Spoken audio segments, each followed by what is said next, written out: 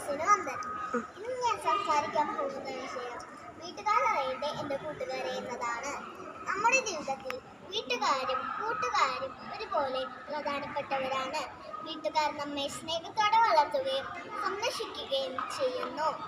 അതേസമയം കൂട്ടുകാർ നമ്മുടെ സന്തോഷത്തിലും ദുഃഖത്തിലും പങ്കാളികളാവുന്നവരാണ്.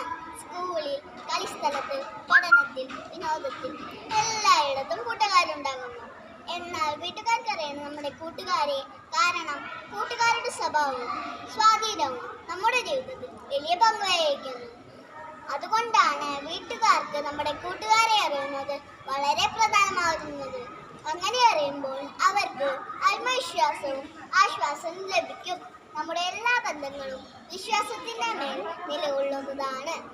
വീട്ടുകാരും കൂട്ടുകാരും തമ്മിൽ നല്ല ബന്ധമുണ്ടെങ്കിൽ നമ്മുടെ ജീവിതം സുരക്ഷിതവും സന്തോഷകരവുമാവും.